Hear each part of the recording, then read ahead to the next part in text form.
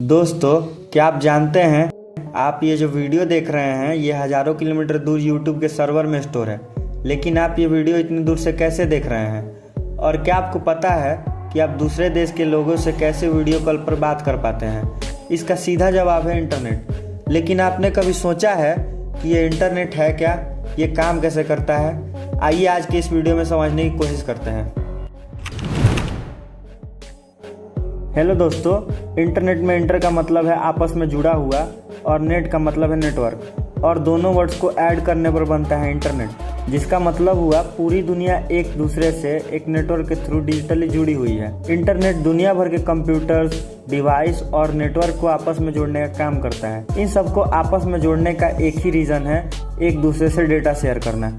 आइए जानते हैं डेटा शेयर कैसे होता है। मान लीजिए आप अपने फ़ोन में YouTube पर कोई वीडियो देख रहे हैं, तो वीडियो एक डेटा हुआ जो कि YouTube के सर्वर यानी बड़े बड़े स्टोरेज डिवाइसेस में स्टोर है, और सर्वर्स डेटा सेंटर्स में हैं जहां YouTube, Facebook जैसी कंपनी अपना सर्वर रखती हैं। जैसे मान लीजिए YouTube का सर्वर गूगल क्लाउड में है, तो गूगल क्लाउड YouTube का डेटा सेंटर हुआ। अब ये डेटा सेंटर अपना डेटा ISP यानी इंटरनेट सर्विस प्रोवाइडर्स को देती हैं, जिसमें ISP के 3 टायर्स होते हैं, फर्स्ट टायर, सेकेंड टायर और third tier. First tier ISP data को एक देश से दूसरे देश तक पहुंचाते हैं। ये डेटा ऑप्टिकल केबल्स के जरिए ट्रैवल करता है, जिसे अंडर सी केबल्स कहा जाता है। ऑप्टिकल फाइबर एक पतली और लचीली कांच या प्लास्टिक से बनी हुई तार है जो डेटा को तेज गति से लाइट के पार्टिकल्स के जरिए एक जगह से दूसरे जगह तक पहुंचाता है। फर्स्ट टायर ISP इन केबल्स को समुद्र के अंदर बिछा के एक देश से दूसरे देश तक पहुंचाते हैं। अब ये डेटा सेकेंड टायर ISP के पास पहुंचता है।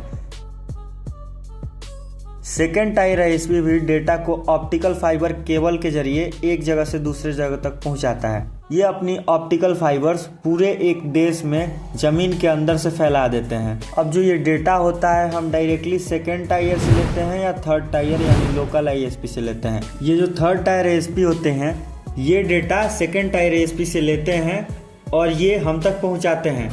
इनको लोकल ISP भी बोलते हैं। अब आप पूछेंगे कि हमारी फ़ोन में तो कोई केबल नहीं लगा हुआ है, फिर ये डेटा हम तक पहुंचता कैसे है? इसका जवाब है कि जो ये ISP होते हैं वो जगह जगह पर अपनी सेल टावर्स लगाती हैं, और cell towers optical fibre cable से डेटा लेकर इलेक्ट्रोमैग्नेटिक वेव में कन्वर्ट कर जाता है और वायरलेसली हमारे फ़ोन से कनेक्ट हो जाता है।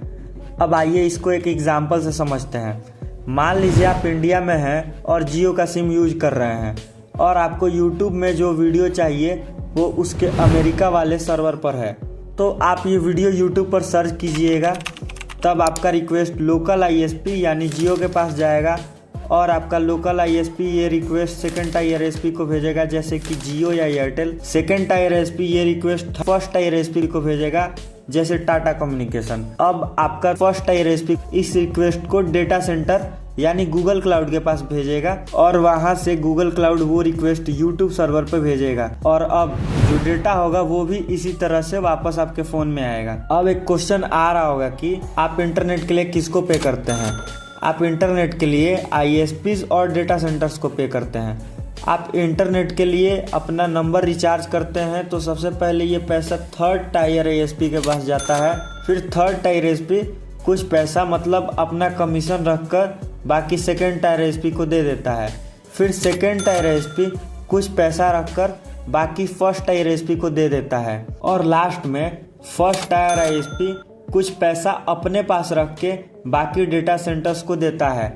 ये उनके एग्रीमेंट और शेयर पर डिपेंड करता है। अब आप पूछेंगे कि क्या हम कंपनीज को उनके सर्वर्स के लिए पैसे नहीं देते? इसका जवाब है नहीं। कंपनियां सर्वर्स से और डेटा देकर पैसा नहीं कमाती। उनका एक अपना बिजनेस मॉडल होता है जो उन पे डिपेंड करता है, जैसे YouTube ad, YouTube premium, super chat जैसी चीज़ों से अर्निंग करता है, जबकि Amazon प्रोडक्ट बेच के या बिके हुए प्रोडक्ट पर कमीशन लेकर रन करता है। अब एक डाउट उठता है कि इंटरनेट को कंट्रोल कौन करता है?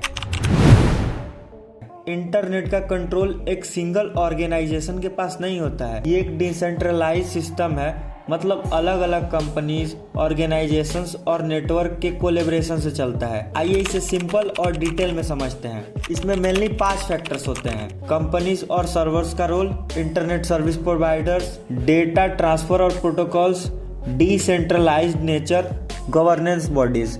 सबसे पहले कंपनीज और सर्वर्स का रोल जानते हैं। जैसा कि मैंने आपको बताया था, हर कंपनी जैसे गूगल, अमेज़न या फेसबुक अपने सर्वर पर डेटा स्टोर करती हैं। जब आप इनका कोई सर्विस यूज़ करते हैं तो आपका रिक्वेस्ट उनके सर्वर तक पहुंचता है। एग्जाम्पल के लिए, अगर आप YouTube खोलते हैं तो आप YouTube के सर्वर से वीडियो डेटा एक्सेस करते हैं। दूसरा, इंटरनेट सर्विस प्रोवाइडर्स, जिन्हें हम ISPs के नाम से जानते हैं। ये सर्वर्स तक आपकी कनेक्टिविटी ISPs के माध्यम से होती है। ISPs जैसे एयरटेल, जियो या BSNL आपको इंटरनेट एक्सेस करने का मीडियम देते हैं। ये कंपनीज आपके डिवाइसेस और सिस्टम के बीच का कनेक्शन बनाती हैं। अब आता है डेटा ट्रांसफ़र और प्रोटोकॉल्स। जब आप इंटरनेट यूज़ करते हैं तो डेटा पैकेट्स के रूप में ट्रांसफ़र होता है।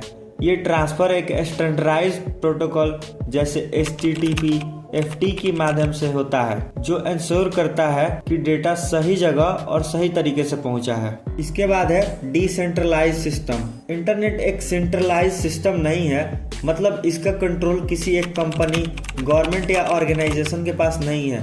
इसके इंफ्रास्ट्रक्चर में दुनिया भर के नेटवर्क्स और सर्वर्स कनेक्टेड होते हैं, जो साथ मिलकर इस सिस्टम को चलाते हैं। अब लास्ट है गवर्नेंस बॉडीज।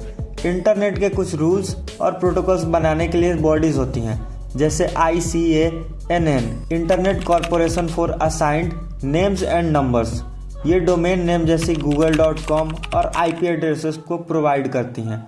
और IETF, internet engineering task force, ये इंटरनेट के लिए प्रोटोकॉल और स्टैंडर्ड बनाते हैं। लेकिन ये बॉडी सिर्फ गाइडलाइंस और प्रोटोकॉल्स को बनाती हैं, इंटरनेट का डे टू डे कंट्रोल नहीं करती। और इन्हें भी सारी कंपनीज और गवर्नमेंट रेगुलेट करती हैं।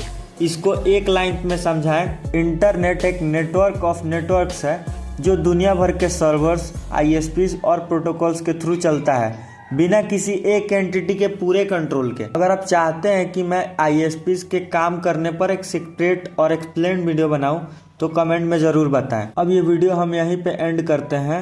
आशा करता हूं कि आपको ये वीडियो इंटरेस्टिंग और अच्छा लगा होगा और आपने इस वीडियो को एंजॉय किया होगा। मिलते हैं नेक्स्ट वीडियो में। अगर आपको इस वीडियो में कुछ भी कमी लगे तो कमेंट में ज़रूर बताएं। Thank you.